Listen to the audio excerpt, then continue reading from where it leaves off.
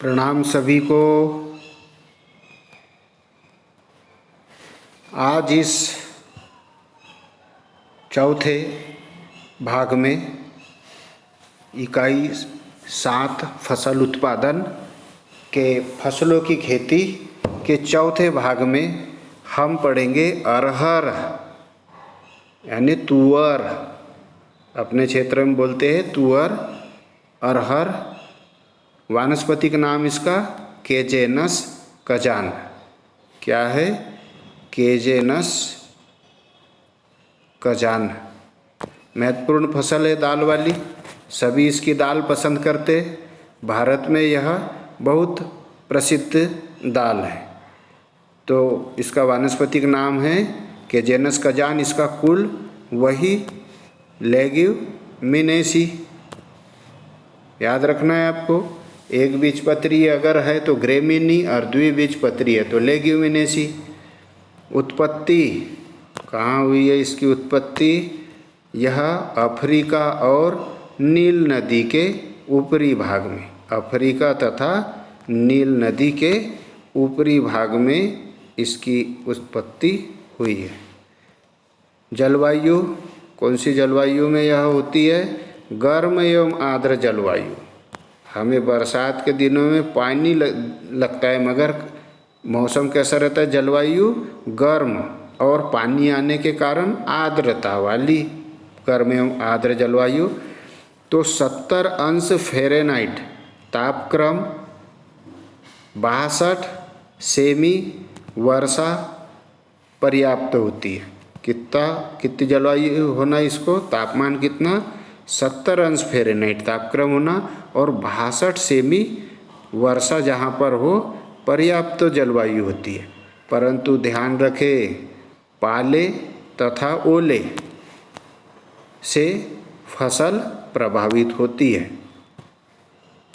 तो इसे ठंडी में अपने क्षेत्र में पाला गिरता है, कभी नहीं बोना चाहिए। ओले भी गिरते हैं, कभी नहीं बोना चाहिए। और ओले और पाले के पहले ही पक करके हमें मिल जाए, ऐसी अवधि वाली किस्म अरहर की बोना चाहिए। भूमि किस प्रकार की भूमि में बोएंगे हम? तो अरहर की फसल लगभग सभी प्रकार की मृदाओं में उगाई जा सकती है, लेकिन यह फसल हल्की बलुअर दोमट मृदा, हल्की बलुअर मृदा यानी जिसमें रेत हो,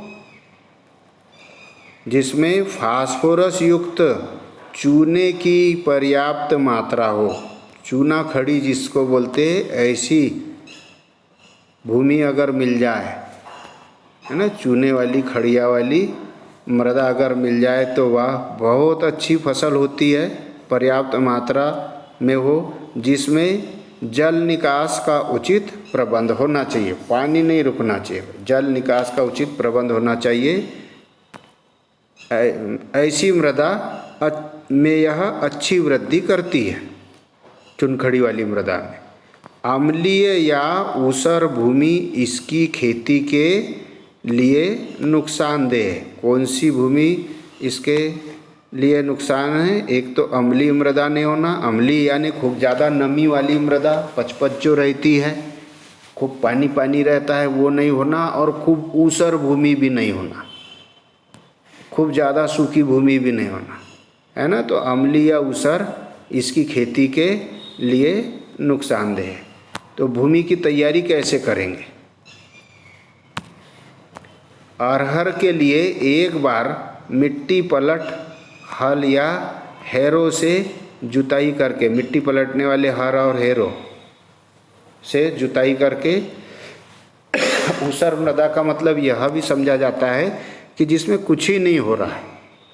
कई भूमि ऐसी होती है, पहाड़ी क्षेत्रों के बगल में यह भूमि ऊसर भूमि अवश्य मिलती है कि रहता तो मैदानी क्षेत्र है मगर उसमें घास भी नहीं होता, तो खूब ज़्यादा अम्लीयता के कारण ऊसर हो जाती है। पहाड़ी क्षेत्रों से खूब ज़्यादा बरसात भर पाझर फूटती है और वहाँ का जो जीवांश पदार्थ होता है वो बहकर नदियों में चला जाता है, तो जीवांश पदार्थ तो होता ही नहीं है, तो वह भूमि ऊसर भूमि हो जाती है, तो इसकी खेती के लिए नुकसानदेह है। भूमि की तैयारी कैसे करेंगे?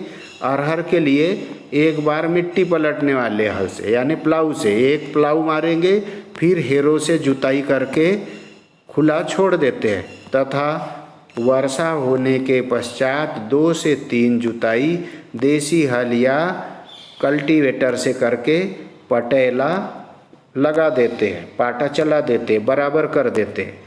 उसके बाद बुआई पंक्तियों में की जाती है, याद रखना है ना। काय में? पंक्तियों में। पंक्ति से पंक्ति की दूरी विशेष रूप से ध्यान में रखना चाहिए। आगे बोने की विधि में हम देखेंगे। उन्नत किस्में कौन कौन सी है तुअर की? तो एक प्रभात, पूसा 74, ग्वालियर 3, बहारटी 1, 7, 21, 17, पूसापंत A3, अमर, बहार, मानक आदि। उन्नत किस्मों के बाद बीज की मात्रा, बीज दर कितनी लगेगी? शुद्ध फसल के लिए 12 से 15 किलोग्राम तथा मिश्रित अगर किसी में मिला करके बो रहे हैं, मूंग में है, सोयाबीन में है या मक्का में है, तो मिश्रित या सफसल जैसे ज्वार के साथ में बो देते हैं, है ना। तो मिश्रित या सफसल में 5 से 6 किलोग्राम बीज प्रति हेक्टेयर लेना चाहिए। बीजोपचार कैसे करेंगे?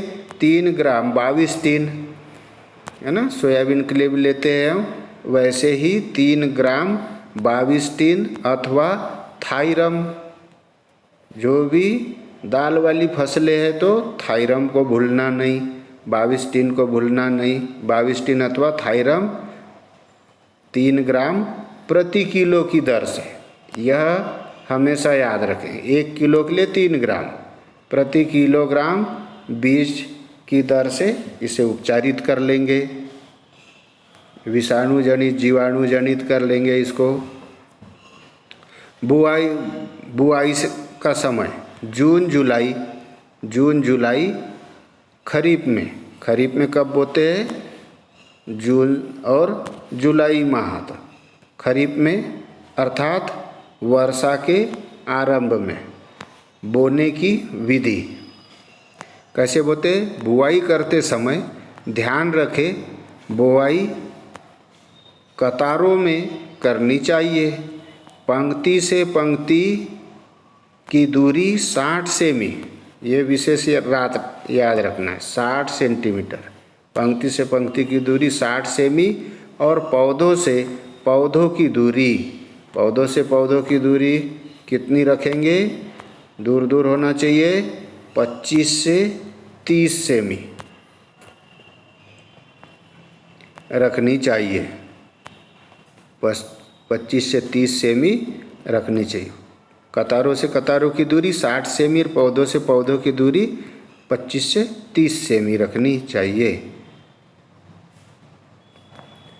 देर से पकने वाली जातियों के लिए 90, खूब ज़्यादा जड़ान वाली जो बड़ी बड़ी तुअर होती है, ऊंची, आदमी से भी ज़्यादा ऊंची होती है, 5-6 फीट, तो 90 सेमी गुणित 30 सेमी, 90 होना चाहिए पंक्ति से पंक्ति की दूरी, और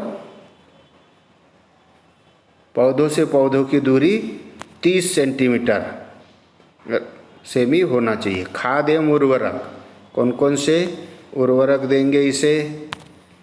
NPK, nitrogen, phosphorus, potash 30:60:30, 30:60:30, 30 nitrogen, 60 kg phosphorus और 30 kg पोटास 30:60:30 के अनुपात में देना चाहिए। अरहर के रोग कौन कौन से होंगे और उनका उपचार कैसे करेंगे? तो रोग अरहर का बाध्यता मोजेक, ये बहुत अधिक देखा होगा अरहर में आपने। बाध्यता मोजेक क्या होता है? इस रोग से ग्रसित पौधों की पत्तियां छोटी तथा हल्के रंग की हो जाती है। ग्रसित पौधों में पत्तियाँ अधिक लगती है परंतु फूल कम या नहीं आते जिससे दाने नहीं बनते। यह रोग माइट द्वारा फैलता है। काय के द्वारा फैलता है बंध्यता रोग? माइट के द्वारा। तो देखा होगा अरहर की खेती में फसल में आपने कि कुछ पौधे ऐसे होते हैं कि पत्तियाँ उसमें बहुत छोटी छोटी और बहुत ज़्यादा मात्रा में होगी और वह भी हल्के रंग की होगी। पत्तियाँ बहुत सारी लगेगी उसमें परंतु उसमें फूल नहीं आते, लगेंगे तो बहुत कम, फल भी लगेंगे तो बहुत कम, यानी फलियाँ भी दिखेगी तो बहुत कम और उन फलियों में दाने भी नहीं होते। तो किसके द्वारा होता है यह रोग? माइट के द्वारा या बांझ रोग जिसको बोलते हैं, अरहर का बंध्यता मोजेक बांझ रोग। तो इस रोग की रोकथाम के लिए क्या करेंगे हम? मोनोक्रोटोफास, सबसे जहरीला रसायन मोनोक्रोटोफास 750 मिली 750 ml प्रति एकड़ छिड़काव करें। हर 15 दिन पर करते रहना चाहिए। तथा रोग रोधी किस्म जैसे ICPL 87-119 बोना चाहिए इसको, यह रोग नहीं होता। उक्टा रोग दूसरा, तो यह फ्यूजेरियम ऑक्सीस्पोरम वेराउडम नामक कवक से फैलता है। इसमें पत्तियाँ पीली पड़कर सूख जाती है, पत्तियाँ पीली पीली पड़ती है और सूखने लग जाती है। रोगग्रस्त पौधों के तने के निचले भाग को चीरकर देखने से काली धारियाँ दिखाई देती है। जो पौधा रोगग्रस्त हो जाए उसके निचले तने को हम काट करके चीरेंगे तो देखेंगे कि उसमें काली धारियाँ दिखाई देती है तथा जड़ें सड़कर गहरे रंग की हो जाती है। उसको उचकाएंगे तो देखेंगे कि उसकी जो जड़ें होगी वह गहरे रंग की हो जाएगी। फलस्वरूप पौधा सूख जाता है उक्टा रोग। तो उपचार, इसका उपचार कैसे करेंगे? उक्टा रोग का उपचार ज्वार के साथ अरहर, हमेशा हम मिश्रित या सहफसल बोते तो ज्वार के साथ अरहर की सहफसल न ली जाए। ज्वार के साथ जब भी हम बोएंगे इसमें यह रोग जरूर होगा, नहीं ली जाए। तथा जिस खेत में यह रोग लगता है उसमें 3 से 4 वर्ष तक अरहर न बोई जाए। बुआई से पहले कैप्टान या 22-3 से बीजोपचार करना चाहिए। क्या करना चाहिए? बीजोपचार करें। उक्टा रोग रोधी किस्में जैसे मुक्ता को नहीं लगता तो मुक्ता, UPAS C11 NA38 किस्में बोनी चाहिए उक्टा रोग रोधी। अगला तना व जड़ सड़न, तना व जड़ सड़न रोग लगता है तो इस रोग से पौधों का तना जड़ सड़न काले पड़ जाते हैं। क्या होता है? पौधे का तना और जड़ कैसे पड़ जाते? काले पड़ जाते हैं, जिससे पौधा सूख जाता है। क्या होता है? पौधा सूख जाता है तथा आसानी से यह उखड़ जाता है। जब जड़ी सड़ जाएगी तो पौधा आसानी से उखड़ जाएगा। यह रोग भी कवक द्वारा फैलता है। किसके द्वारा फैलता है? यह कवक द्वारा फैलता है, तना व जड़ सड़न। तो रोकथाम इसकी कैसे करेंगे भैया? रोकथाम के लिए डाइथेन M45 नामक फफूंदनाशक दवा का 0.2% घोल का छिड़काव करें। बुआई से पहले कैप्टान से बीजोपचार करें। बीजोपचार का नहीं भूलना चाहिए। कीट, कौन कौन से कीट लगेंगे? फल्ली वेदक। रोकथाम इसकी कैसे करेंगे? इंडोसल्फान 35 cc या साइपर मेथिन 1000 लीटर पानी में घोलकर छिड़काव करें। उपज, अगेती जातियाँ, जो जल्दी आने वाली जातियाँ हैं उसको अगेती जाति बोलते हैं। अगेती जातियों से 8 से 12 क्विंटल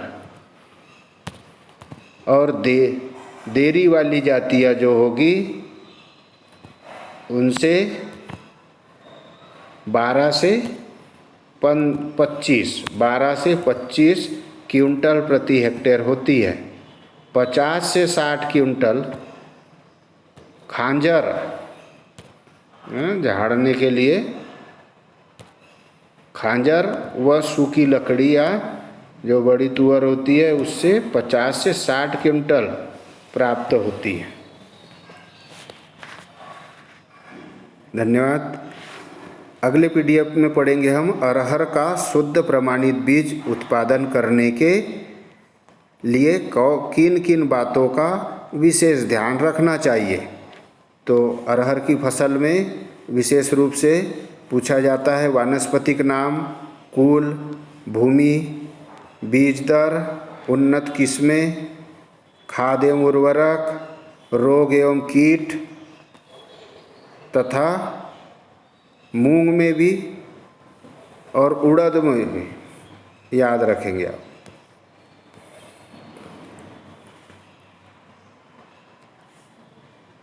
धन्यवाद।